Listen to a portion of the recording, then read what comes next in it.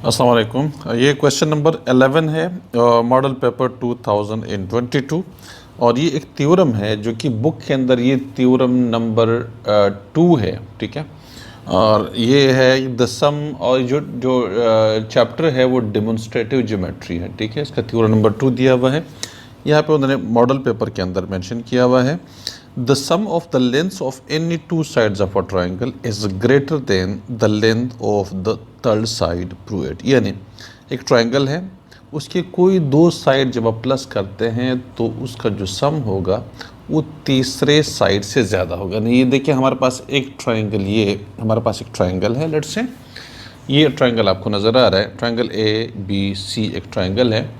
और इसमें देखिए ये चीज़ हमने प्रूव करनी है कि ए बी प्लस ए सी, यानी जब आप ए बी और ए सी को प्लस करें that should be greater than B C. Number एक चीज़ हमें ये प्रूव करनी है। या A B plus B C, यानी A B plus B C that should be greater than A C से बड़ा होना चाहिए। या ए सी और plus B C that should be greater than A B. ठीक है, इनमें से हम एक को प्रूफ करेंगे और जाहिर है वही फार्मूला आप तीनों के ऊपर अप्लाई कर सकते हैं। यानी अगर आप इन दोनों साइड को प्लस करते हैं तो उसकी लेंथ इन दोनों का जो सम होगा वह इससे बड़ा होना चाहिए। अगर आप इन दोनों को प्लस करते हैं तो इसका लेंथ जो सम होगा वो इससे बड़ा होना चाहिए। और अगर आप इन दोनों को प्लस करते हैं तो इसका लेंथ इससे बड़ा होना चाहिए। ये हमें प्रूफ करना है। ऐसा प्रूफ करने के लिए हमें थोड़ा सा कंस्ट्रक्शन करनी पड़ेगी। Produce B A to D making A D is equal to A C draw D C. हमने ये करना है कि आगे जाके एक पॉइंट लेना है जो कि डी हम ले लेते हैं कुछ इस तरह से। लेट्स से ये डी हम ले लेते हैं कुछ इस तरह से कि ये साइड जो है वो इस साइड के बराबर हो। यानी बी ए को हम आगे प्रोड्यूस करते हैं। कितना हमने प्रोड्यूस करना है? ए सी के बराबर प्रोड्यूस करना है। ठीक है, कितना? ए सी के बराबर। तो जाहिर है हम रफली ये काम कर लेते हैं।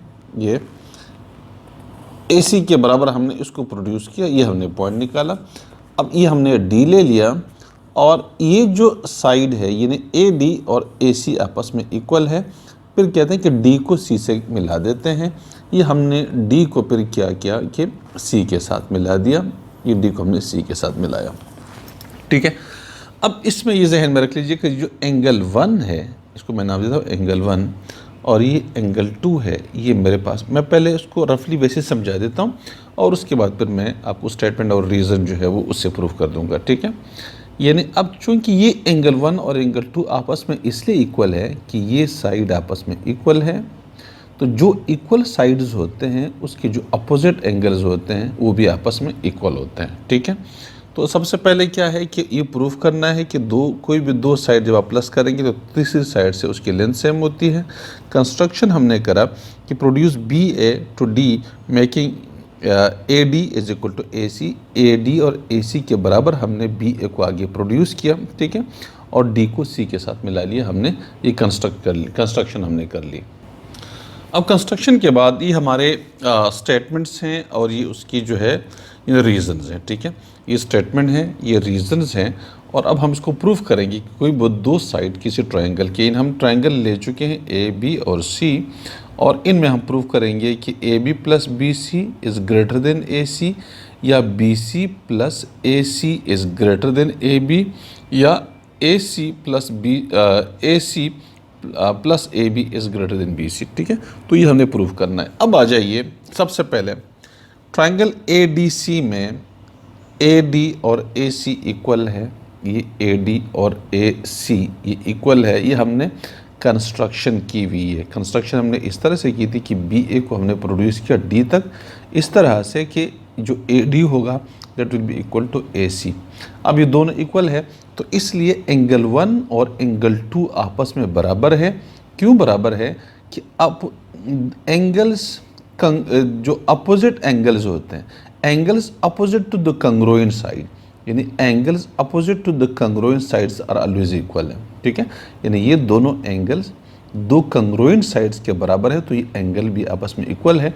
ये हमारे पास एक थ्योरम है जो कि ऑलरेडी हम कर चुके हैं और आप बुक के अंदर देख भी सकते हैं कि अगर कोई ट्रायंगल है उसमें दो साइड्स आपस में इक्वल है तो उसके सामने वाले जो एंगल्स होंगे, इसके सामने एंगल ये है, इसके सामने एंगल ये है, ये दोनों एंगल्स भी आपस में इक्वल होते हैं। नंबर एक चीज़, ठीक है। अच्छा, अब हमें पता है कि जो angle B C D is greater than angle 1, ये एंगल बी सी डी, ये पूरा एंगल, ये वाला, ये पूरा एंगल, ये एंगल 1 से बड़ा है। क्यों एंगल 1 से बड़ा है? इसलिए कि एंगल 1 तो ये वाला एंगल है, छोटा सा है, और एंगल बी सी डी ये पूरा एंगल है, इसमें ये एंगल भी शामिल है, ये एंगल भी इसके अंदर शामिल है। तो जाहिर है ये बी सी डी एंगल 1 से बड़ा है, तो ये जो एंगल है बी सी डी, ये एंगल 2 से भी बड़ा है। क्यों बड़ा है? क्योंकि एंगल 1 और एंगल 2 एक जैसे हैं, तो अगर एंगल 1 से ये एंगल बड़ा है तो एंगल 2 से भी बड़ा है, ठीक है। तो इसलिए कि जो angle B C D greater than angle 1 है। क्यों एंगल 1 है? क्योंकि ये जो एंगल बी सी डी है वो angle 1 plus angle B C A के बराबर है, तो इसलिए इनसे बड़ा है, ठीक है। अच्छा, अगर ये बड़ा है तो मैंने जैसे बताया कि angle B C D is greater than magnitude of angle 2, इसको कहते हैं ट्रांजिटिव प्रॉपर्टी। अगर एक चीज़ किसी एक से बड़ा हो तो इसके बराबर अगर कोई चीज़ है तो उससे भी बड़ा होता है। जैसे ये एंगल अगर 1 से बड़ा है तो यही एंगल, चूंकि 1 और 2 आपस में बराबर है, तो ये एंगल 2 से भी बड़ा है। इसको कहते हैं ट्रांजिटिव प्रॉपर्टी ऑफ इनइक्वालिटी, ठीक है। तो ये इसलिए एंगल चूंकि 1 से बड़ा है तो एंगल 2 से बड़ा, क्योंकि ये एंगल 1 और 2 आपस में बराबर है। अब नंबर 5 में ये हमने पहले पढ़ा, ट्राइंगल के अंदर ये रूल्स ये है कि अगर एक एंगल बड़ा है तो उसके सामने वाला साइड भी बड़ा होगा। अगर ये बी सी डी बड़ा है किससे? एंगल 2 से, तो ये जो एंगल बी सी डी के सामने बी डी है, ये वाला साइड है ना, ये एंगल किस साइड को बना रहा होता है? इस साइड को बना रहा होता है। तो जो साइड बी डी है वो साइड बी सी से बड़ा है, इसलिए कि ये एंगल 2 से बड़ा है, तो उसके सामने जो साइड होगा वो इस एंगल के सामने वाले साइड से बड़ा होगा। तो B D is greater than B C, number एक चीज़। अब बी डी किस चीज़ के बराबर है? B D A B plus A D के बराबर है। ये पहले देखिए तो कहीं गिवन होगा कि B D A B plus A D के बराबर है। ये नज़र आ रहा है ना, ये बी डी है तो A B plus A D के बराबर है। या हमको यूँ लिख सकते हैं इसको कि बी डी जो आपके पास है यानी वो ए बी प्लस ए सी के बराबर है, इसलिए कि ए डी और ए सी आपस में इक्वल है। तो मैं ए डी की जगह पे, यहाँ पे जो ए डी आ रहा है, ये ए डी आ रहा है, इसकी जगह मैं ए सी लिख दूँ, यानी B D is equal to, मैं इसको यूँ लिख सकता हूँ, तो मैं ये लिख सकता हूँ कि भाई जो बी डी है that is magnitude of A B plus magnitude of A D की जगह मैं ए सी डाल दूँ, क्योंकि ये दोनों आपस में इक्वल है, मैग्नीट्यूड ऑफ ए सी के बराबर है, ठीक है। अब मैं ये वैल्यू जाके, यानी ये मेरे पास जो वैल्यू आ रही है कि B D is greater than A B plus A D equal to, sorry, तो या B D is equal to A B plus A C. अगर ये वैल्यू मैं 5 के अंदर डाल दूँ यहाँ पे बी डी की जगह पे, यानी बी डी की वैल्यू क्या आ रही है? A B plus A C.